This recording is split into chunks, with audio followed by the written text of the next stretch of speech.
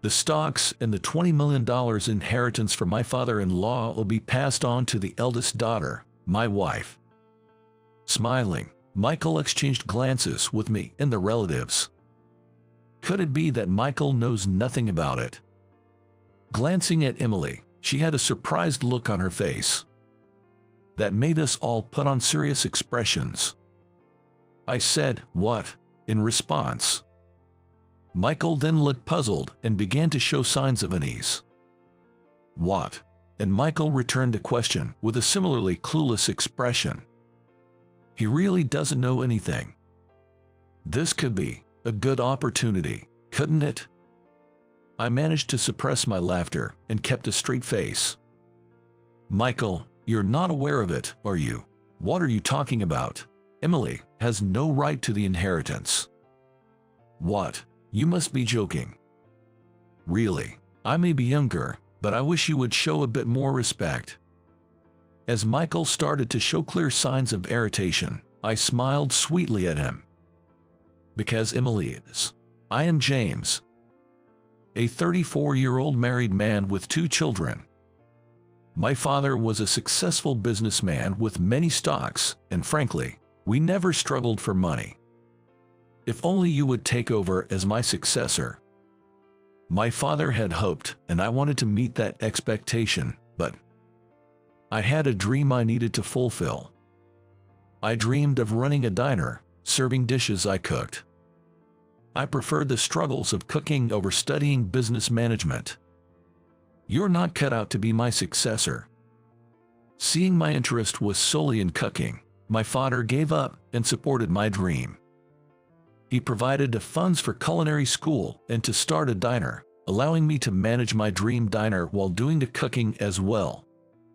Thanks to my business studies, I managed the diner well, and now we're expanding with 2nd and 3rd locations. At our 1st location, where I am, there's my wife who cooks with me, our children who eagerly help out, and colleagues who have been with us since the start, creating a homey atmosphere. Of course, our dishes like the richly simmered stew, fluffy omelets, and hashed browns crispy on the outside, soft on the inside, are our pride. My father, whom we invited, praised our food with tears in his eyes. I wished to invite my mother too, but she had already passed away. Instead, I invited my sister Emily to the diner. "Your cooking has always been delicious since we were kids." Despite her words, I don't have much interaction with Emily. Since going to culinary school and living on my own, I hadn't been in much contact with her. Emily is married to Michael, my elder brother-in-law. To be honest, I was worried about Emily because of Michael. "James," William called, "Thanks," on a day off from the diner. While I was engrossed in the accounting, I received a call from my best friend, William. William, my best friend since high school, is now a skilled lawyer. "Sorry to keep you, William. What's up? Calm down and listen. Your dad has." That's when I heard the news of my father's passing. My father had terminal cancer and was hospitalized for a long time. Because he didn't want to show his children his weak side, he had endured the pain, which eventually delayed his treatment. "James, Emily, you are busy people, so don't come more than once a month." He said so, hardly allowing us to visit him. By the time he was taken to the hospital, it was too late, and I had prepared myself for the time. Or so I thought. Before I knew it, I found myself being supported by my wife, organizing the funeral. I looked for Emily during the funeral, thinking she must be upset, but she was nowhere to be found. Confused and having a bad feeling about it, but as the main organizer, I couldn't just leave, leaving me in a helpless situation. "James, my condolences on your loss." "William, thank you for everything. I owed a lot to your dad." William looked up to my father as an uncle and received support from him for his legal career. With that history, William, along with his wife, has been supporting me. "So, where's Emily?" I did reach out, but no response. Checking my phone, I saw that I had indeed contacted Emily. But the call went to voicemail, and my messages remained unread. I was worried about my sister, but attending to the guests who came for my father's funeral left me no time to reach out. After the funeral was over, when things finally settled down and we gathered the relatives to open the will with William acting as a lawyer, that's when it happened. "We're here. Michael, wait. Emily, Michael, and their little child appeared unexpectedly. While we were all surprised by their sudden appearance, Michael boldly walked in. Following him was Emily, holding the hand of their child. Showing up now, of all times. This place is always so gloomy. Come on, hurry up and do whatever you need to with the flowers." I know. Michael, smirking and giving orders to Emily, seemed not to hear my voice. Emily looked worn out, lacking the energy to resist, while the child clung to her in silence. The relatives were visibly annoyed, but Michael seemed unconcerned. In the midst of this tense atmosphere, Emily was apologizing wearily. This attitude of Michael's was precisely my concern. My first impression of Michael was of a rude man. The first time I met him was at a family introduction. "Sorry, I'm late." He had arrived late to an important occasion. His excuse was that he had drunk too much the night before. He was always smirking, sizing us up with his eyes. My father and I were considering opposing the marriage at that point.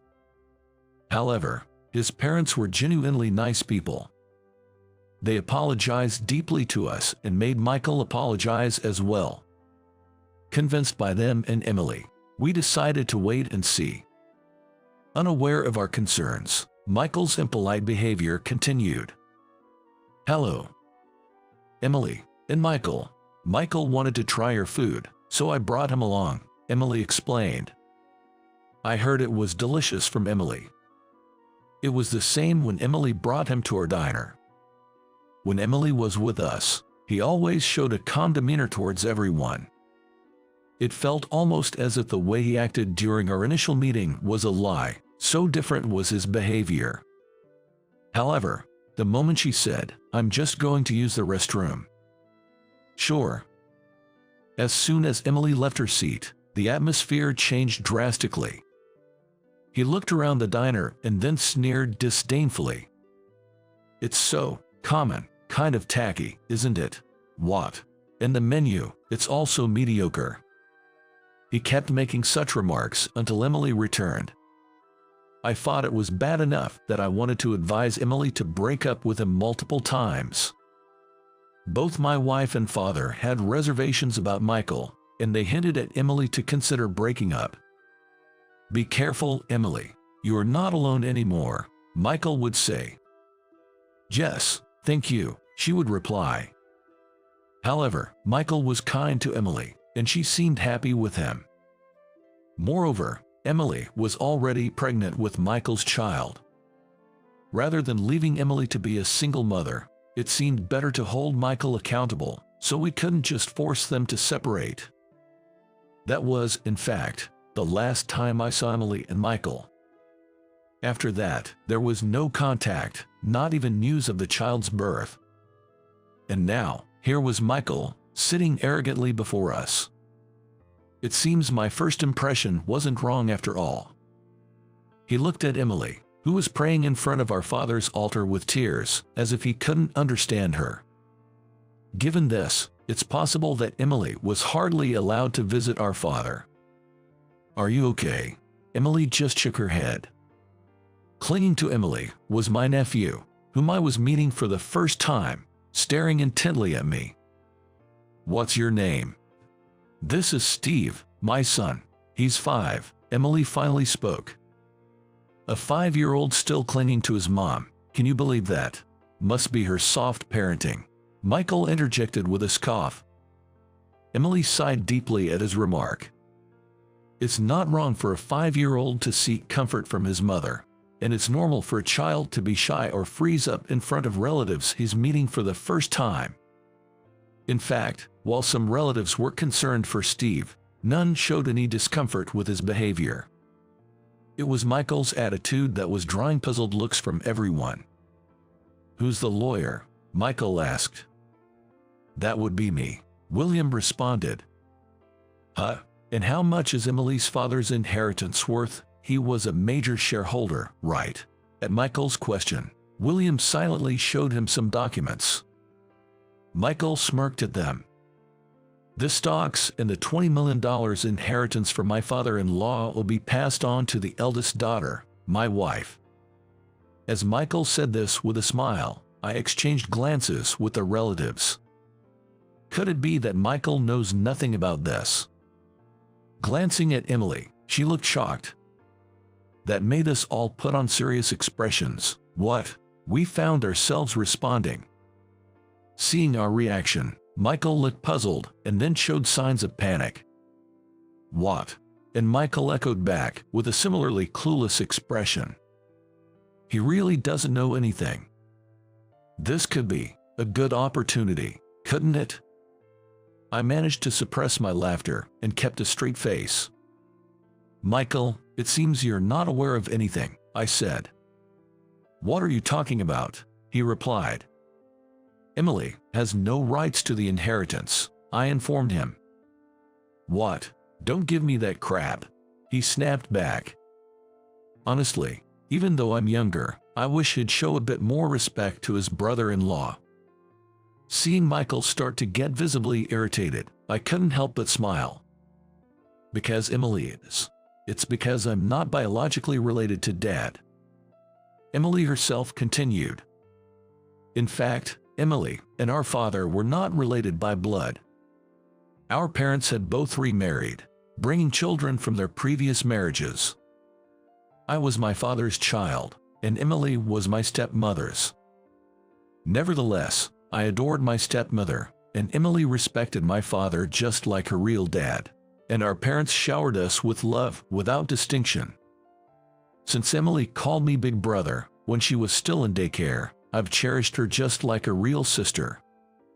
My father often patted Emily's head, teaching her the business management that I had abandoned, and cherished her in his own way. Perhaps he even spoiled her more than me, being his daughter. However, my father had not legally adopted Emily. Emily's biological father, my stepmother's ex-husband, had cheated, leading to their divorce, and he insisted on paying only child support, leaving the legalities as they were. Therefore, Emily had no rights to the inheritance." "What? I wasn't informed about this. Strictly speaking, you chose not to listen." Hearing our explanation, Michael became furious. Emily, looking exasperated, said to him, "I tried to explain this to you both before we got married and when I heard of Dad's passing, but you never listened to me. What a joke. I came all this way to this rusty town, and it's all for nothing," Michael yelled, about to lash out at Emily. "Stop it." William intervened, grabbing his arm faster than anyone else and restraining him. His expression was filled with anger. Taken aback by William's unexpected demeanor, I froze, ready to protect Emily. "Emily, it's been a while. Remember me, William, my brother's friend." "That's right."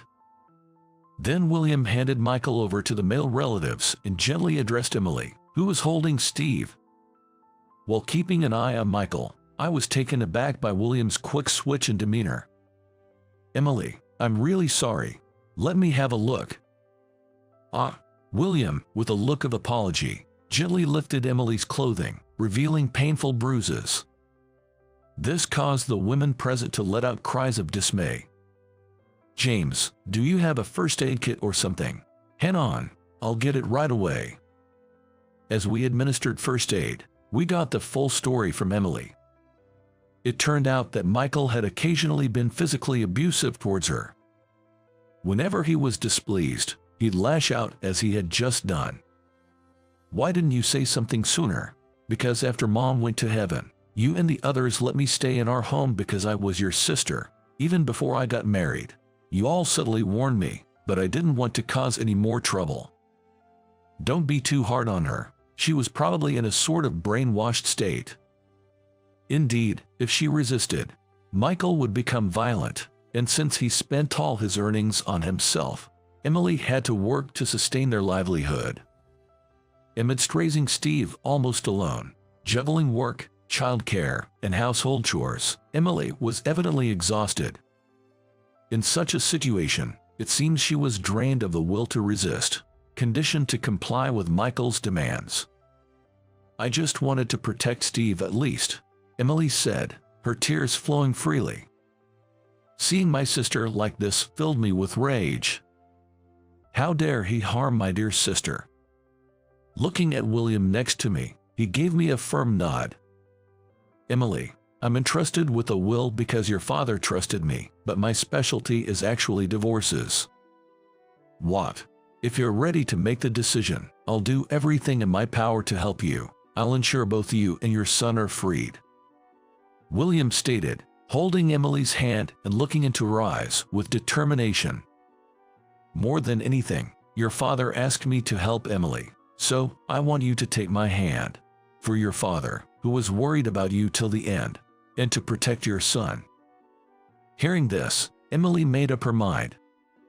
She firmly grasped William's hand in return. "I'll divorce Michael. Please help me." "Gladly. Leave it to me." Afterwards, Michael was taken away by the police we had called. His attempt to get violent was witnessed by all the relatives, who agreed to testify. Even so, Michael was still shouting, "You have no proof I laid a hand on her. What a sore loser." We all looked coldly at Michael as he was restrained by the police. Amid his ranting, it was Steve, of all people, who delivered the final blow. "Mr. Lawyer." "Steve, what's up? Does this count as evidence?" Steve said, offering up a cell phone. It was my father's phone, which had been missing since he was hospitalized, leaving us only able to communicate through the hospital's phone. Why did Steve have it? "I only met Grandpa once, but he told me to press this if Mommy was getting hurt and to show it to Mr. Lawyer later, and he would help." "I see. I'll borrow this." Upon checking, William found clear video evidence of Michael's abusive behavior. With such compelling evidence, Emily could surely win the case and secure a divorce along with compensation. "You brat. I'll remember this. You too, Emily. I'll never forgive you. That's our line. We'll never forgive you. And as long as I'm around, you won't get anywhere near them. What? Just wait. I'll make sure you pay for your crimes," William declared. Steve looked up at William with admiration in his eyes. It seems I wasn't needed after all. Watching the exchange, I couldn't help but smile wryly. And until the end, Michael continued his rant, only to be arrested. "We'll definitely win the compensation and triumph together." "Yes, thank you very much," Emily responded, finally smiling like she used to. Noticing William's flushed face as he looked at her smile, I realized something. Come to think of it, William has always been concerned about Emily. Mr. Lawyer really did help, just like Grandpa said. Seeing Steve happy made me think he was far better than Michael ever was. But then, have you all forgotten about me? I wondered aloud. Oh, my bad. After that, we decided to adjourn for now and reconvene later when things had settled down. After taking Emily to the hospital, I sat in front of my father's grave. I guess Dad was trying to protect Emily too. I feel ashamed for not realizing it sooner. Thank you. Because of Dad, we were able to save Emily and Steve. From now on, William will probably take care of them, but of course, I plan to help too. They are my dear sister and nephew, after all. Thanks to William's efforts as a skilled lawyer, we successfully secured a substantial settlement and child support for Emily, closing the divorce. Michael, who received a prison sentence for his actions, will be taken in by his parents upon release. They plan to send him to a distant relative who is a fisherman on a remote island. Someone Michael has always been afraid of, who has promised not to let him escape. With a restraining order also in place, Emily and Steve can now feel safe. Meanwhile, Emily and Steve have temporarily moved in with us at the diner. Emily's company has been informed of the situation, and she has been granted some time off. Well, sorry to bother you when you're so tired. It's okay. What's this important thing you wanted to talk about? Alone with Emily, I decided to share a significant truth with her. It's a will from Dad. He named you as his successor. What? Dad had made arrangements to name Emily as his successor and inherit his estate. Emily was taken aback by my words. Originally, Emily was being groomed as the successor to the company founded by our father, undergoing training for the role. However, her training was put on hold when she became pregnant with Steve. Even though I left things halfway, is it really okay for me to accept this? Of course, the funds I received to start this diner were given to me as a living gift, so now it's your turn to receive the rest. But I nodded with a smile, seeing her reluctance. I'm grateful to you and Mom, I said. What? My dream of running a diner was inspired by Emily and my stepmom. Losing my biological mother as a baby, my stepmom's cooking became the taste of home for me. She taught me how to cook with kindness, standing by my side in the kitchen. After my stepmom passed away, cooking her dishes made Emily, who had been crying, smile and say, "It's delicious, it tastes like Mom's." Seeing that smile, I wanted to make more people smile with my cooking. I want to create a diner that brings smiles to people's faces like that. That desire became my goal. It's my way of thanking you for giving me a dream. I explained with a smile, and Emily nodded back with a smile. All right, I'll cook something delicious now. What do you want to eat? How about omelets? It was Mom's specialty, right? Leave it to me.